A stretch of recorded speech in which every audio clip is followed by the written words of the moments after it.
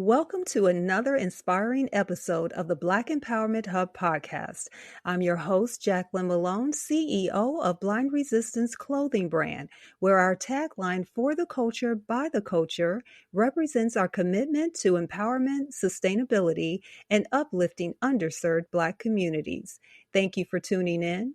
Please like, subscribe, and click the bell icon to stay updated on future episodes. Today on the Black Empowerment Hub podcast, we're joined by Stephanie Yolanda James, a powerhouse in the world of stage and music. We'll explore her incredible story, the lessons she's learned, and how she uses her gifts to uplift and empower others. You won't want to miss this. Stay tuned after this short message. This episode is brought to you by the Support Black Excellence Foundation and their Support Excellence Initiative. At the Support Black Excellence Foundation, we're on a mission to foster a brighter future for all, particularly in underserved Black communities. Through strategic partnerships, mentorship programs, community service projects, and financial initiatives, we are committed to driving meaningful change where it's needed most. We invite you to join us in this remarkable journey of progress and transformation. Together, we can turn our vision into a reality. Let's shape a future that is equitable and inclusive, where empowerment, elevation, and excellence intersect to create a legacy of positive change. Thank you to the Support Black Excellence Foundation and their Support Excellence Initiative for sponsoring this podcast.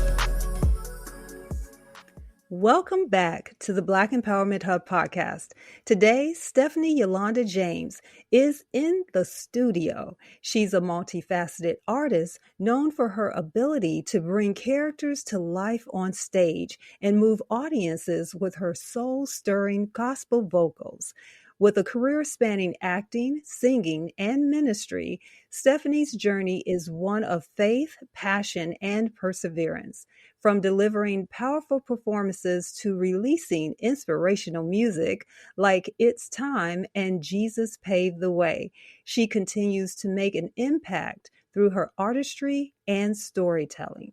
Join me in welcoming the talented Stephanie Yolanda James. Welcome, Stephanie. Thank you. So, Stephanie, we're going to start this interview off with a fun icebreaker. It's thought-provoking too, but fun. Imagine your life is being turned into a stage production. But here's the twist. You can only communicate through songs you've performed or wanted to perform. What would be the opening number and why? I would say the opening number would be God's Got It Under Control. It doesn't matter what it is that you go through, whatever it is that you're striving for, you need to always know that if you put God first, everything will work out the way it should go if you put God first. So that would definitely be the chosen song. God's Got It Under Control. I love that answer, and that is so true. That's exactly what I do. I don't make a move until God tells me to make that move. So I know that it's the proper way to do it. And I actually get a little anxious, I think, if I can't move in that way or somebody comes and tries to stand in the way of that thing happening because I know what God has told me to do. And so I'm like, this must be done. I have to do it. It's almost like just this pressure to do it. So, beautiful answer. All right, so let's move into your early journey. I'm excited to talk to you about your career and everything. Can you share with us what first inspired your love for the arts, particularly in acting and music? In acting, I remember at the age of 14 sitting with my mom watching the movie with Jane Pittman, which it was Cicely Tyson. And I was so inspired by her and her acting. I knew at the age of 9 that I wanted to be in acting. But after watching the movie Cicely Tyson, and when she walked up and drank from the fountain that Blacks were not allowed to drink from, my whole life just changed. I come from a family of music. I started singing at the age of 3. But it wasn't until at the age of 12, my first song that I led, I found all that I need. I found it in the Lord. And then from there, that's where I sang in the choirs. And still at it wasn't until my 20s I started taking that gift that God gave me seriously and using it to glorify him. I will admit I've always wanted to be an R&B singer, but that's not what God wanted me to do. So I had to be obedient and follow the instructions of God. And that's when I began to start getting more into my music, being in talent shows in high school and singing with the family just around the house. And they were always singing gospels. Very nice. Early in your life, who encouraged you the most? And how did that support shape your journey? And how do you pay that forward today? I would say my mom and my dad. As I said, I came from a family of singers, musicians, and definitely my mom keeping me in church, motivated around others, singing. So I would say my mom. Awesome. Let's move into your acting career. You've recently played the lead role of the wife in The Front Door. Tell the listening audience about that production and how you prepared for such a pivotal role and what you learned from the experience. Uh, the Front Door, I would have to say, out of many stage productions that I performed in, The Front Door was very challenging for me. I literally had to come out of my comfort zone. I had to say things that I wasn't comfortable with in this production, but things that happen in everyday life, people being abused at young age, keeping it to themselves, to play the wife being abused by my father in this production was very powerful for me. So coming out of my comfort zone, it really took me to a level that I had never been in before. But it also gave me confidence in a whole lot of areas, being on the stage, um, playing the wife of someone that was messing with the child in the family, and myself being abused and holding all of that in by my father, but he was still the apple of my eye. So it was very powerful. It took me to a whole nother level, and I learned a lot myself, even being in The Front Door. So a lot in that production made me more stronger as an actress on stage. So very thankful to Matthew Reed, the writer and producer of that production. He brought out some things in me that I didn't know that I was even capable of doing on stage. And how did you prepare for that type of role? I mean, it's really hard to think about. I can see that it was one of your most challenging roles to play, but how do you get into that mindset to do so? For me to get into character like that, you usually have to get in your quiet place. First of all, learn who the character is. Because actually, this production was really a true life story production. And so, to learn that character, you need to learn what that person went through, put yourself in that time and place and study that person, do your read up on that particular character. And as I said, you have to come out of your comfort zone and put yourself into that character. Rehearsals, which I wasn't used to doing rehearsal 4 and 5 times a week, every week, for 4 to 5 months.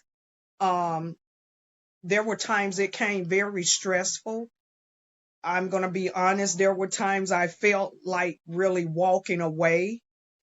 There was times that I even cried in my private moment, even questioning myself, am I able to do this character? Can I literally finish this? Will I be able to do this? So it was very challenging, because when I learned about the character and what that character went through, which was Crystal, it was very painful to hear the things that she went through, being raped by her father. Very powerful.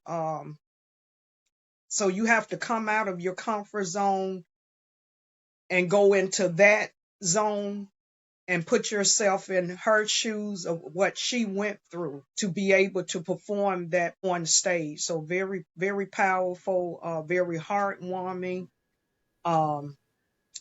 Definitely not easy. And as I said, there were times I really wanted to walk away, when I was by myself and questioning myself, am I able to do this character? So, with all of that, how do you then let the character go after the production's done?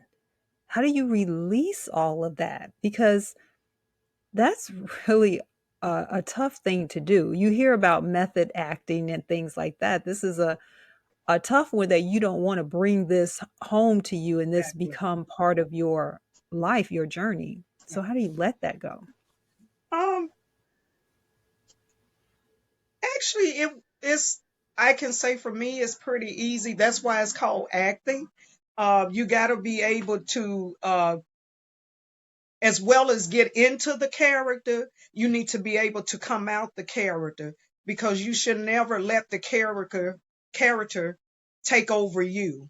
So you got to be able to go in and be that character, bring it, and then you got to be able to come out of it.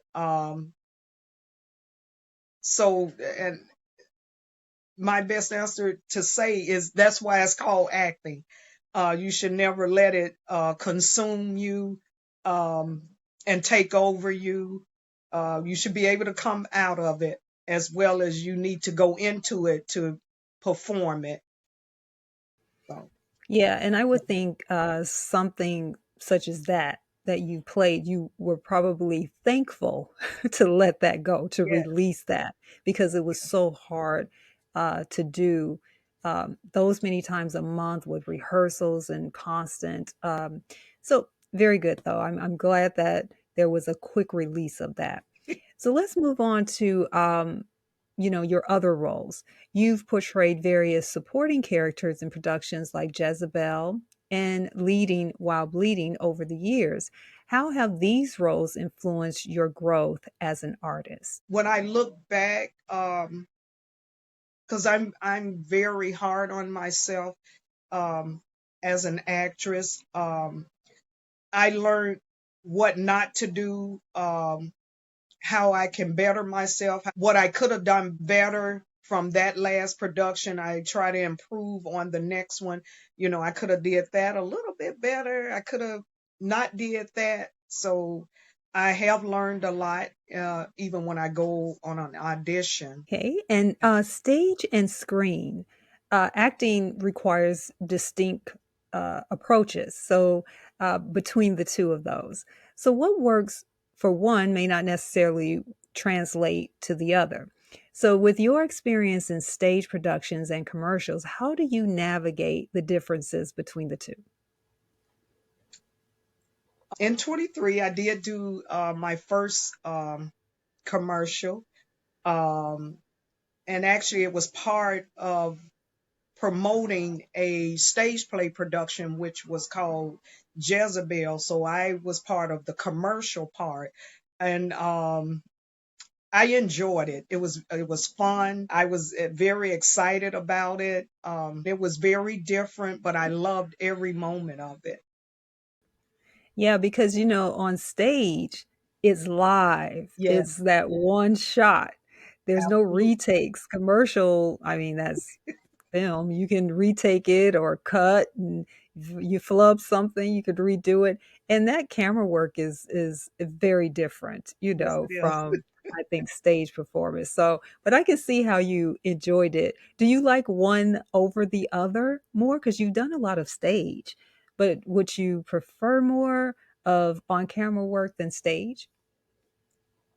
Honestly, I would prefer more film. I would prefer more film. Yes. That's Yeah. awesome. Yeah. And let's move to your music career. This is going to be fun.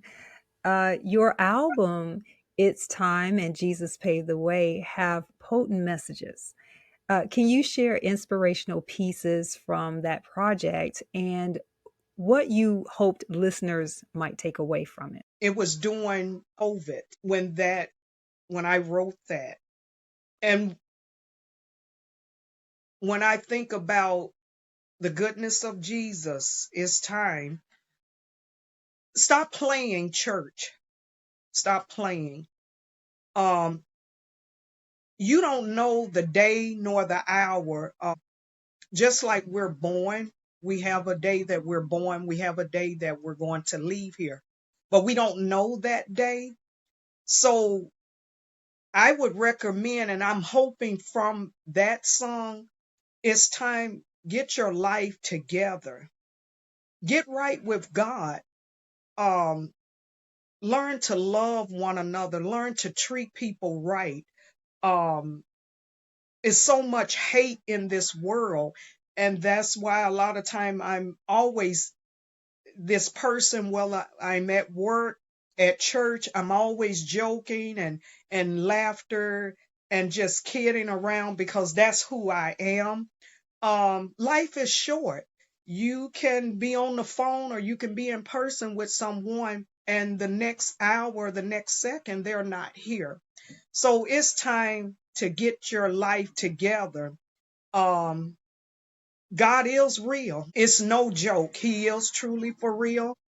So I'm hoping from that particular song, it's time to get it together. It's time to get to know Jesus. Go to someone's church. Go to someone's Bible class. Go to someone's Sunday school. Um, Read the Bible for yourself. It's time to get to know Jesus. And that's what I'm hoping from my music, that it reaches someone that's lost, that's seeking God. And that has always been my prayer to God, to use me to represent Him. It's not about receiving an award or going to the Grammys. Um, if He happened to send me there, I will be humbly grateful. But that's not what my prayer was when I prayed to God and asked Him to use me to minister to people. I asked Him to use me to minister, to save those that's seeking Him, uh, want to get to know Him. Use me to represent Him to save those that's looking to better their life with God and their relationship with God. So it's not about any Grammys or awards. Yes. And that statement you were talking about of getting your life together and coming and knowing Jesus, knowing God is prevalent today. I mean, that is so relative today in what we're going through. And so I think we need to bring that song back to life in what we're doing in our everyday. We need to, how can people purchase that? Do you know off the top of your head? I am My music is available on all digital outlets. You can go to YouTube and subscribe, Yolanda James, which is my stage name. and you can pull me up on Spotify, iHeart. My music is there. It's Time, as well as other songs that I have written. So go on there and subscribe. And I'm also on Amazon as well. You can stream me on Amazon as well as all digital outlets. Very good. I'm hoping people will go off to listen to that because I think they will be very touched and to hear such an anointed word. You've performed at mayoral events and gospel concerts, to name a few. Which performance stands out the most in your career and why? I got a chance to meet Angie Spivey. I sung at a banquet for the mayor of Maywood, and it was what I loved about that event, even though she is someone that's out there, very well known gospel artist, Angie Spivey, but she was just down to earth. It was no big eyes, no little U's. It was just having an amazing time with the mayor, dinner with her, singing, taking pictures. It was no, I'm Miss Spivey. It was none of that. And she's just a very beautiful person. That's awesome. Um, so, balancing the two passions, right? We talked about acting a little bit, we talked about music, and they're both central to your life. So, how do you balance the two passions? It's really not that hard, to be honest.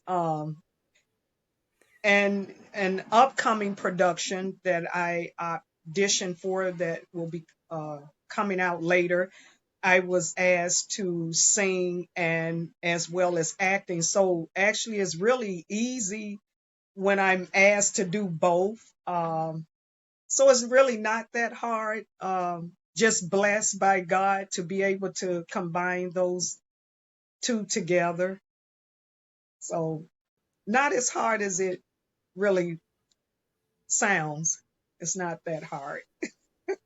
Yeah, I think it is a blessing, to God has blessed you so with these gifts, and now you get to incorporate them all on such a beautiful platform, really, to let so many folks to hear and receive those messages. So I think that is a wonderful thing. So let's talk about faith and ministry more. How has your faith influenced your career choices and approach to acting and gospel music?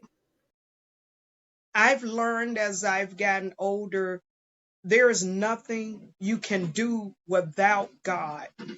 If you don't put Him first, if you're not praying and asking Him to be first in everything that you do, it's just not going to work out right. And I know that because I've experienced that. So you always have to put God first. And I even ask God to surround me with the right people in my life on this journey, because if you're not careful in the entertainment world, it can all go wrong very fast.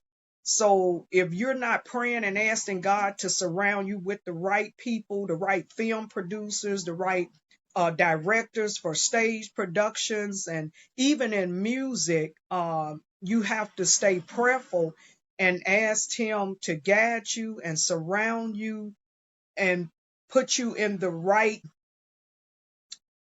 direction. Because if you're not careful, you'll accept anything in the entertainment world, and that's in film and that's in music. Because every audition that you go to, every role is not for you. And you have to be careful with the songs. And I'm thankful to God, the songs that he give me, He guides me and give me what He wants me to sing. I am a songwriter, so I'm thankful for the songs that God have put in me to write, that it was His doing and not Stephanie's doing. But you definitely have to be careful and stay prayerful in the entertainment world, and know that every role that you audition for is not for you. Uh, if I'm not comfortable with a role, I don't care who you are, well known as a film producer or director of a stage production. If I'm not comfortable doing that role, I'm not going to do it. And so far, thank God, I've never have gotten a rejection.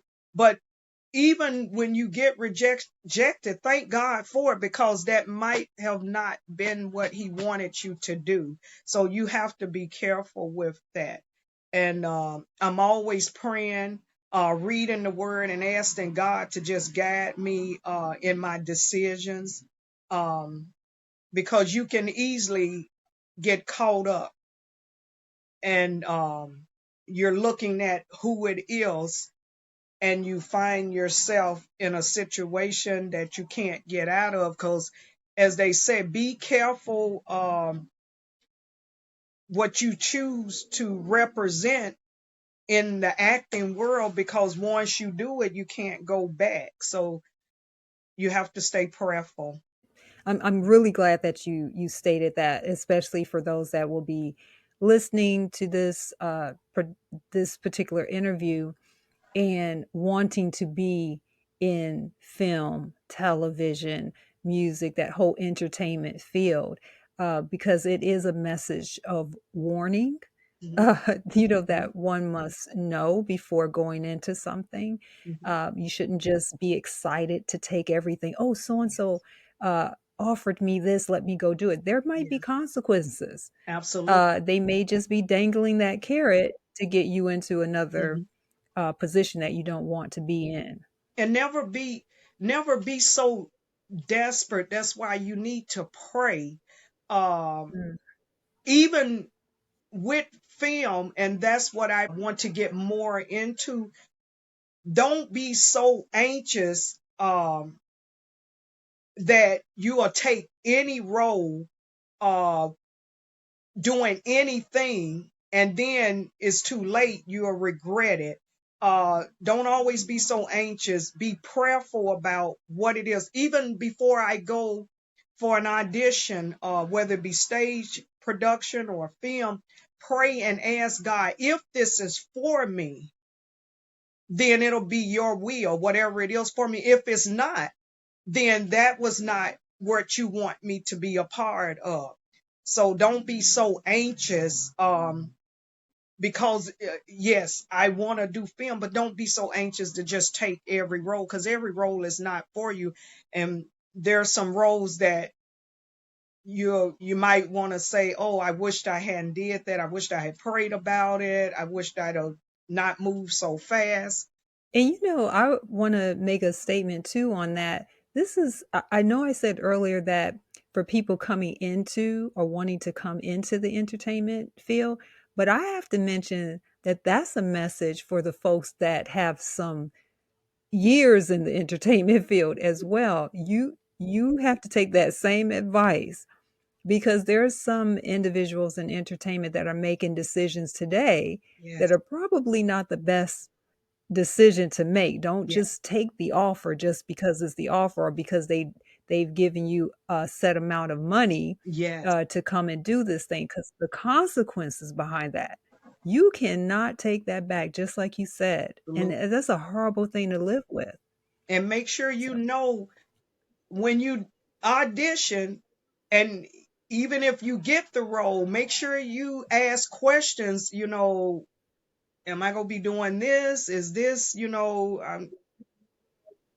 make sure you understand and know what role you're going to be playing before you sign the contract. yep, Yeah. very good. I went as doing some research about you and reading a bit. I found that you had mentioned that ministering through song became your calling. And so, how do you feel your music serves as ministry to others? To answer that question, there was a time when I really was not taking my singing seriously. I had this attitude.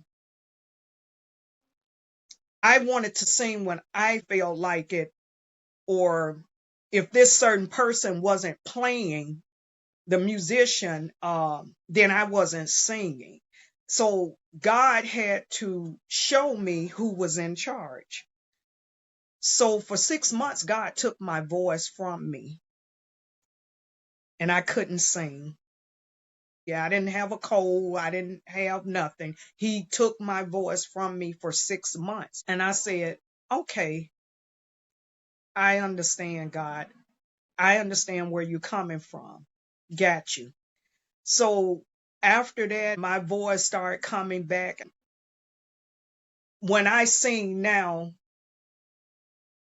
it's for the glory of God, not for Stephanie. I give it everything I got, but it's for the glory of God. And it's not for me, but it's to minister and to those that are seeking God, and so that they will receive something from it. But at that time, I didn't understand the gift that he had gave me. I was just like, oh, okay, yeah, I come from a family of singers. Oh, okay. And he had to break me down and show me, no, it doesn't matter who's playing for you, whether you got someone's playing for you or whether you have no one playing. So I don't have to have music to sing. Wherever I am, whether it's on the job or outside of the job, if God calls for me to minister to someone, then I will do just that. And I always asked him to move Stephanie out the way, because no matter what it is I'm doing, whether it's in the entertainment world, whether it's in film, whether I'm on the job, just doing my regular work, it's still not about me. It's still about God. Even the work that I do, working in healthcare, is still about representing God and helping others. So I don't take nothing for granted, because just like he took it away from me for 6 months, he could have taken it away from me permanently. Wow. So would you say that that was maybe your biggest lesson that you've learned throughout your journey in the entertainment industry? Yes. Yeah, it's Yeah. a that's a Yeah. tough one. Yeah. He is one not to be played with. So right, yeah, don't mess with Yeah. God. He will show you. Yes, he will. I Yes, can he will. yeah, I have some stories. So what advice would you give someone is aspiring to build a career in gospel music and acting? I did not know that God was preparing me to go into the studio. God gets me up at night, 3 in the morning, 4 in the morning, and I'm writing music. So God was showing me everything that I needed to know concerning music. He was showing me things that I needed to know in acting. Even if it's not entertainment, if it is entertainment, singing, acting, and if it's not, make sure you learn and study everything that you can about what it is that you're pursuing. If you're trying to go into this and you're not ready, you can easily get messed over. Anybody can tell you anything. You'll end up signing yourself into anything. So make sure you learn, do your research with movies, with singing. Make sure you try to learn everything possible that you can and stay on top of it. Don't just learn this little bit and then say, oh, I'm good. You have to constantly stay on top of it and know your craft. Learn your craft, know your craft, study your craft. That's very good advice. I want to talk a little about what's next for Stephanie Yolanda James. So tell us about the exciting roles, performances, or film projects that you have on the horizon. I will be in an upcoming production where I will be playing the role of Etta James. And I will be acting and singing in that production. Carla Monet is the writer and producer, and it's also a true story. I'm not going to give much more. I don't want to say too much, but it will be coming out this year in 2025. The Etta James, the life of Etta James. Also, I have signed contract with Chicago film producer Mr. Maurice L.B. Jones. I will be in my first movie called What If, and that will be coming out later in 2025. Oh, that's really some great achievements. And I know you're very, very excited about that. And so, how can listeners support you and stay updated about your upcoming projects? And I would say you can mention again about the purchase of your album as well. So, this is the time to do all of that. Again, you can find me, Yolanda James, on YouTube. I am available on all digital outlets, Amazon, iHeart, Spotify. You can stream my music and subscribe. So go do that when you get a chance. And got some more projects. I will very soon be releasing another song on digital outlet from that second album. And if you would like to purchase the whole CD, you can inbox me as well. Okay. And then for your final question, what message would you like to leave our listeners with about pursuing their passions and staying true to their purpose? Is there any final message to them? When pursuing your dreams or passion, sometimes you have to move in silence because everybody is not passionate about your dream like you are. So my best advice, if it's something that you're pursuing, move in silence. And once everything is completed and is sealed and locked in, then I would share it. Best advice, because sometimes that's when the devil gets busy. So sometimes you just need to be quiet and move in silence. That's truth. Major truth. Well, Stephanie, this conversation has been truly inspiring. Your journey from the stage to the microphone is a testament to the power of passion, faith, and perseverance. Thank you for sharing your story, wisdom, and incredible artistry with us today. Thank you so much. Thank you for having me. To our listeners, thank you for tuning in to this impactful episode of the Black Empowerment Hub podcast. If today's conversation resonated with you, please like, share, and leave a comment. We'd love to hear from you. And of course, don't forget to subscribe and hit the bell icon so you'll never miss an episode. Don't miss the opportunity to experience Stephanie's music and stay connected to her impactful work. Remember, following your calling can open doors to yourself and the communities you serve. Stay empowered, stay involved, and always remember, real change begins with us, within our communities. See you next time.